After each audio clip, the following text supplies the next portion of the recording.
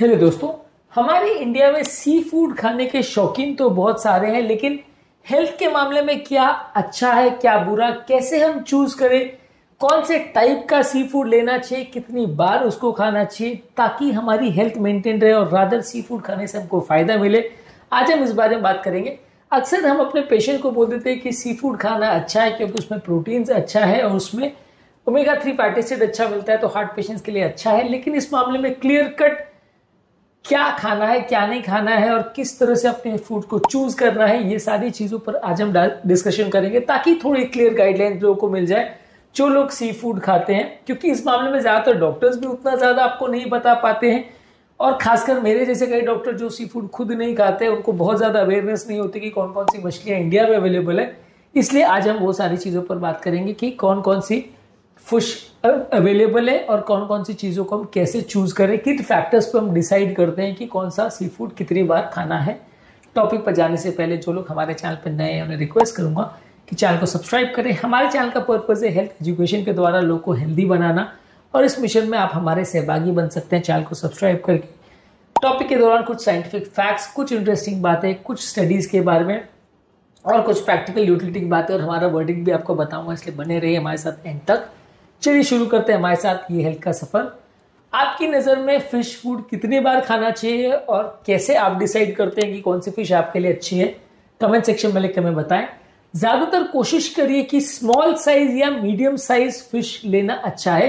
Sardine, mackerel और anchovy fishes जो है ये सबसे छोटी फिशेस होती है, इसमें मर्क्यूरी लेवल कम होता है और इसमें टॉक्सिन प्रोडक्ट कम रहते हैं, तो ये खाने के लिए सबसे ज्यादा अच्छी है। बड़ी फिश जो है प्रीडेटरी फिश जैसे shark fish, tuna, sword fish और सुरमई फिश जो है इसमें मर्क्यूरी का कंटेंट ज्यादा रहता है, ये टॉक्सिसिटी कर सकता है, इसलिए इसकी फ्रीक्वेंसी को कम रखना चाहिए, इसको ज्यादा नहीं खाना चाहिए। तो बेसिक कॉन्सेप्ट ये कि जितनी ज्यादा छोटी फिश है उतना ज्यादा सेफर और हेल्दियर आपके लिए होगी। इसके अलावा ओमेगा 3 फैटी एसिड वाली फिशेस को ज्यादा चूज करिए। जो फिशेस में ज्यादा ओमेगा 3 फैटी एसिड का कंटेंट है यानी ईपीए यानी इकोजा पेंटेनोइक एसिड और डीएचए यानी डोकोजा हेक्सेनोइक एसिड है, वो फिशेस को आप ज्यादा प्रेफर कर सकते हैं। इस मामले में इंडियन सैल्मन यानी रबस, सार्डिन यानी मथी, मैक्रल यानी बांगड़ा और एंकोवी यानी नथोली, ये फिशेस सबसे ज्यादा इंडिया में चलती है और इसमें ओमेगा 3 फैटी एसिड्स अच्छे हैं। इसको हफ्ते में एटलीस्ट 2 बार आपको खाना है पर वीक।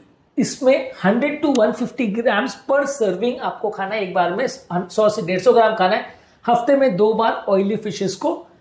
कुछ सब फिशेस के प्रोनाउंसिएशन मेरे गलत हो सकती है क्योंकि मेरे घर पे नहीं बनता, इसलिए आई एम नॉट श्योर कि इनको क्या लोकल लैंग्वेज में बुलाते हैं, प्लीज डोंट माइंड दैट। इनकी मैं फोटोज आपको दिखा दे रहा हूँ, आप लोकल लैंग्वेज में या लोकल एरियाज में फिश मार्केट्स पे सर्च कर सकते हो कि इनमें से कौन सी अवेलेबल है और कौन सी आप खाना चाहते हो। इसके अलावा वाइल्ड कॉट फिशेस ज्यादा अच्छी हैं, यानी कि जो सी में या ऐसे एरिया में पकड़ी गई फिशेज है वो ज्यादा अच्छी है एज कम्पेयर टू या फार्म में जिनको रियर किया जाता है वो फिश के कंपेरिजन में omega 3 fatty acid wild fish में ज्यादा होता है।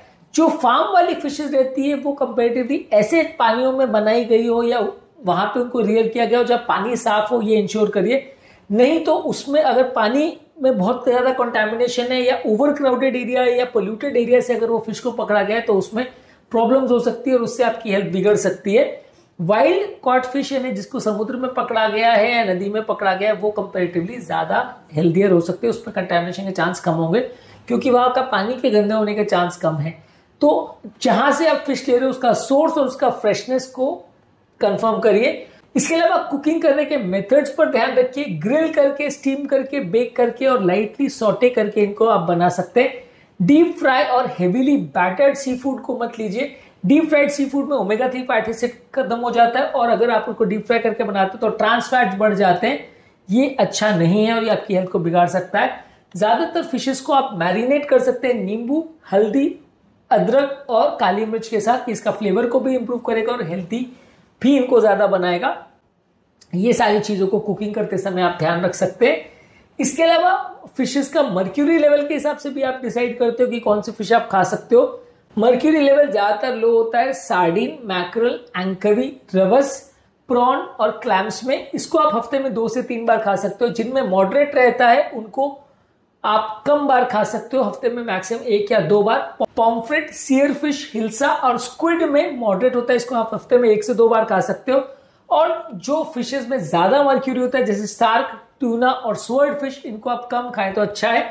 जितना ज्यादा मर्क्यूरी वाली फिश को आप खाओगे उतना बॉडी में मर्क्यूरी ज्यादा इकट्ठा होगा, उतना टॉक्सिसिटी होगा। तो मर्क्यूरी कम वाली फिशेस को ज्यादा खाना है, मर्क्यूरी ज्यादा वाली फिशेस को नहीं खाना है। ध्यान रखिए, खासकर अगर कोई प्रेग्नेंट हो तो वहां और ज्यादा ध्यान रखना है क्योंकि बच्चे को भी नुकसान कर सकता है। फिश को बनाते समय ज्यादा नमक और प्रिजर्वेटिव्स का प्रयोग नहीं होना चाहिए और फ्रेश फिश हो तो ज्यादा अच्छा है, फ्रोजन फिश ना हो तो ज्यादा अच्छा है।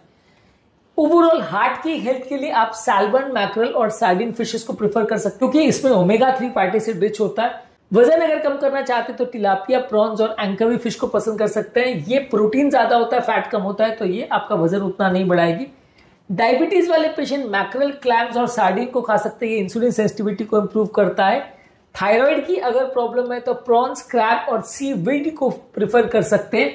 ये आयोडीन में ज्यादा रिच होता है।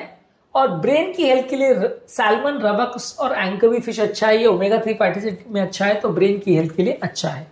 ज्यादातर हमेशा फ्रेश फिश को चेक करिए। फ्रेश फिश में यूजली आईज उनकी ब्राइट होंगी, गिल्स रेड होंगी, फ्लैश उनकी फर्म होगी और उसमें कोई स्ट्रॉन्ग ओडर या स्मेल नहीं आ रहा होगा। इसके अलावा बासी मछली या सॉफ्ट मछली वो अवॉइड करिए क्योंकि इसमें हिस्टामिन पॉइजनिंग होने का चांस ज्यादा रहता है, इसको अवॉइड करिए। और ज्यादातर फिश को आप फ्रिज में स्टोर करिए और 24 घंटे के अंदर ही कंज्यूम कर लीजिए। फ्रिज में इसको स्टोर करना है, फ्रीजर में नहीं स्टोर करना है। 4 डिग्री सेंटीग्रेड पे इनको स्टोर करना चाहिए। फिश के मामले में आपको कोई डाउट हो रहा है उसकी हेल्थ के बारे में तो उसको नहीं खाना ही ज्यादा अच्छा है। ज्यादातर फिश को आप फाइबर्स यानी वेजिटेबल सैलड्स और होल ग्रेन्स के साथ खाइए, तभी आपको एक बैलेंस न्यूट्रिशन मिलेगा। इसके साथ अल्कोहल नहीं लेना है और स्नैक्स नहीं लेना है, ऑयल ज्यादा नहीं लेना है, नहीं तो वो नुकसान करेगा। अगर कोई फीमेल प्रेग्नेंट है और ब्रेस्ट फीड कर रही है तो मर्क्यूरी वाली फिश हफ्ते में 1 या 2 बार से ज्यादा नहीं खानी है। अगर गाउट या किडनी का प्रॉब्लम है तो शेल फिश, प्रॉन, क्रैब्स और क्लैम फिश ज्यादा नहीं लेना है क्योंकि इसमें प्रोटीन ज्यादा रहता है। एलर्जी अगर किसी को है तो शेल फिश ज्यादा नहीं खाना है, ये एलर्जिक रिएक्शन ट्रिगर कर सकती है। तो अगर एलर्जी की टेंडेंसी है तो शेल फिश को ज्यादा नहीं खाना है। ओवरऑल एक सैंपल अगर आपको मेन्यू दूं मैं तो मंडे को आप सार्डिन ले सकते हैं, इसको टर्मरिक के साथ ग्रिल करके 120 ग्राम ले सकते हैं। वेडनेसडे को मैकरल ले सकते हैं स्टीम करके या करी बना के 150 ग्राम्स ले सकते हैं। फ्राइडे को प्रॉन्स ले सकते हैं, इसको लाइटली सॉटे करके गार्लिक के साथ 100 ग्राम ले सकते हैं। संडे को सैल्मन यानी रवस फिश को ले सकते हैं, इसको बेक करके या ग्रिल करके 150 ग्राम खा सकते हैं। तो हफ्ते में 3 से 4 बार आप बदल बदल के फिशेस को खाओगे तो आपका ओवरऑल हेल्थ बेटर रहेगा। अलग अलग तरह से उनको बनाओगे तो आपको ज्यादा अच्छा रिजल्ट्स मिलेगा। डीप फ्राइड फिश नहीं होना चाहिए, ये आपको ध्यान रखने की आवश्यकता है। आज के टॉपिक में हमने बात करी कि अगर आप फिश फूड चूज करना चाहते हो तो किन क्राइटेरिया पे चूज करते हो और क्या उसकी एवरेज फ्रीक्वेंसी होनी चाहिए, किन चीजों पे डिसाइड होता है, इस पर हमने बात करी। उम्मीद करूंगा कि आज के टॉपिक में कुछ नई बातें जानने को मिली होगी। जो लोग हमारे चैनल पर नए हैं उन्हें रिक्वेस्ट करूंगा कि चैनल को सब्सक्राइब करें।